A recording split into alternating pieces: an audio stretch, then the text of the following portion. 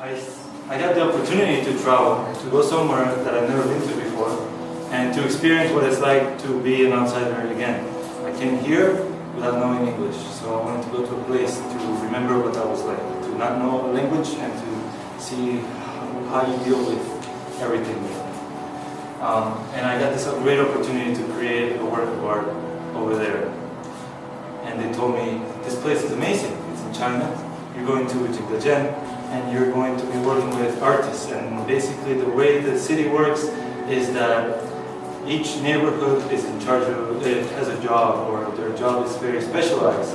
One person makes molds, one person slips casts in ceramics or porcelain, the other person does a model, the other person fires the kiln, so each person has a skill that they have mastered.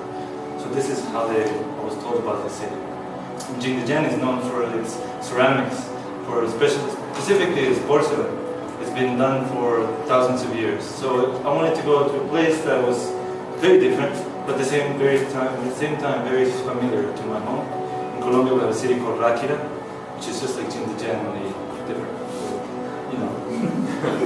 So on the airplane going to China, I had 13 hours to think what I was going to do after being accepted and being allowed to travel. And I thought about all these great possibilities, you know, how good is it to have an artist, for an artist to be able to have all the resources that they need.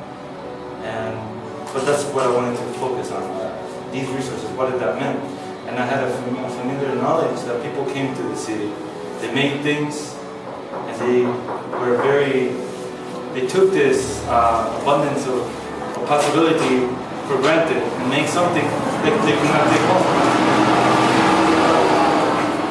And they made something huge, something big that they could not take home. So when I got to the city, the first things I saw was all of the leftover ceramic shards that were left. And I asked, who are these from? Resident artists that come, they make and they throw it.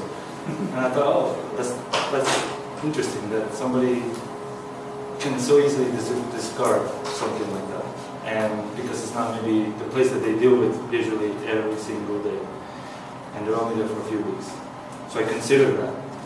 I consider the place I was going. I consider my culture, the importance of what I was going to do.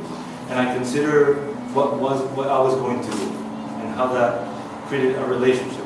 I am interested in creating relationships with people, with the earth, with things. That's my very much interest. And storytelling is part of that. So I started thinking, okay, I can build something. I can build something with the help of the community, and I will build something that is traditional in Colombia, so a structure, a house. In Colombia we build structures, homes in the form of circle, because they represent the womb, they represent a place of life, where life happens. But it's also, we are buried in, not all Colombians, but some Colombians, are buried in the form of like going to a fetal position, because you're going back, you're a seed. So I thought I will make a structure that is evoking these what's the word? Qualities. The circle, the community. And I remember what we use is bamboo, tique, walwa. These are elements that come from near us. And these are also elements that are in a way biodegradable. So when we build, they can come down and be buried and they can cycle again. But when we build and something happens, like bugs get in there, they eat it and then they come down again. So nature has a saying in how we build or what we do. It's not all up to our control. So I thought about this. I can't make structure here in bamboo because I don't know the area, I don't know the bamboo, I don't know the people to do this. But I do know that ceramic is very abundant, in porcelain especially. So that's my material. I will use porcelain. And at the same time I thought about all the leftover shards that were on the streets and on the corners. And it wasn't everywhere, but it was very much condensed into one little pile that you could forget. You could throw something and forget about it and go back to your studio and make more. And I didn't want to do that. But at the same time I had to do something, so I couldn't not do anything. And my answer was, I won't fire anything, because if I don't fire anything, this porcelain can be reused. This porcelain will not become trash or element that will exist for thousands of years. The reason we know so much about human history is through the things we left behind. And one of the things we left behind that lasts the longest is ceramic, it's porcelain. Porcelain being the toughest. So I didn't want to leave that behind. And so then I started communicating with the people. I started talking to the mold makers. And my friend Summer, assistant there, helped me translating because I didn't know a word of Chinese, and I still don't know a word of Chinese. I'm barely handling English, but it's good. And so I came up to them, I asked them, I want to make this brick. They don't question me, they're like, okay, we'll make a brick. And then I paid him for making the brick. And he made me the mold. I went to another mold maker just to get around to meet the different people that are working in the city. And he said, okay, I'll make you 3 molds. So I had 6 molds to work with. Then I brought all my molds, and it was every day I had to bring a cart and walk in the mornings and drop them off at the slip casting lady and the men. And they asked me, how many do you want? And I said, how many can you do in 8 weeks? They're like, 100. I said, 200. They're like, okay, 200. And then so we talked. And every day I was seeing him. I was saying hi to his name was Tang Shifu. He's a Master Tang. And then I would see all the masters, Master Joe, and I learned that it's a good thing to like offer a men's cigarette or a women's cigarette, do business or something. So I bought a pack of cigarettes.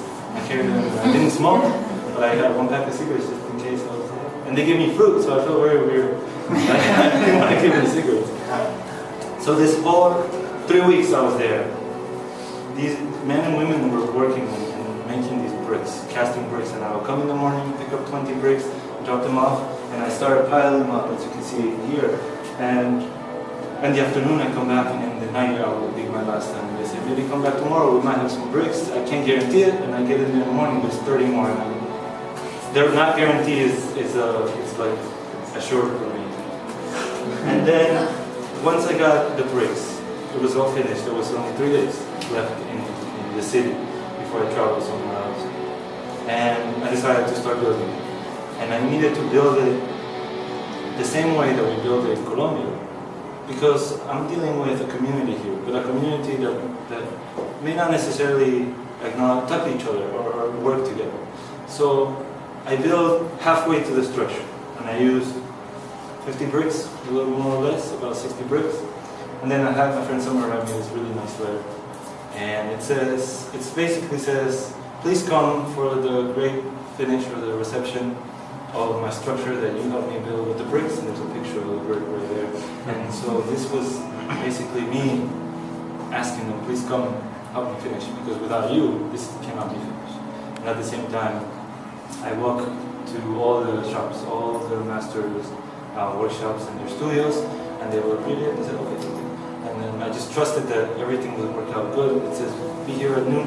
The next day, I am waiting very anxiously because I had nobody there with me to translate in case they had questions like, oh, can I bring somebody, or oh, maybe I won't be able to come in time. So I just trusted that things would work out. And one by one, they would come. And one by one, I offer cigarettes. And that's okay. So I think they understood that it was alright for them to reject cigarettes. They offered me fruit. And we just started building. We started putting bricks around, setting everything up. And through the translation, going from English to Chinese, as we were building, I explained to them, we want this to collapse. We want this to fall because we want nature to contribute to this. And in Colombia, the nature is the bugs, the nature is the rain eroding, the nature is the decay. And the nature is the elements going back and being recycled. Here, the nature comes in the form of gravity and weight. So we want this to collapse the moment we build it, to the point that when we use our last bricks. And at that time, I'm also hoping, oh, this collapses, because if it doesn't, it's just going to be standing there, not doing anything. There's no collapse, there's no climax to the event. And we're building. We have 10 bricks left, and there's 10 of us, and we all stand around like in a circle, and we will take like 5, 10 pictures, and at the count of 3 we go E-R sun, and we put the brick, and you can see whose fault it was. Right there. And then the green. His brick was the one that caused everything. But the moment where the bricks, the last bricks that were used, came down and made the entire structure collapse. You know, when you make playing cards, you make a little castle or house and you put one wrong, the thing just goes in a matter of seconds, and you're left with one hole in it, and you just let go of it.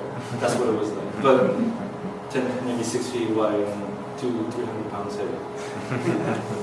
And that was the moment. That was the moment where we were assured that everything was done correctly. That we had done our job, and nature had done its job. And whether they understood it, what I was trying to say to them, what happened was laughing and enjoyment and cheering and then food. So I could see that we made a relationship, that we made an event, we created a memory where we were all part of it. And me coming from an outside point of view, an outsider's perspective, or as an outsider, and them coming from their own community. So we share that, and I get to keep in contact with them. They, the leftover, I guess the physical thing kept, that's engraved, the memory that is engraved in a material is the brick. And this is the only brick that I decided to fire in order to keep the memory of them in an abstract way, but something that made me remember, not through pictures, not just through pictures, but through the action. So in this break, all of us signed our names, and I learned how to sign my name in Chinese. It's horrible. And yeah, that's what I did in China. Thank you.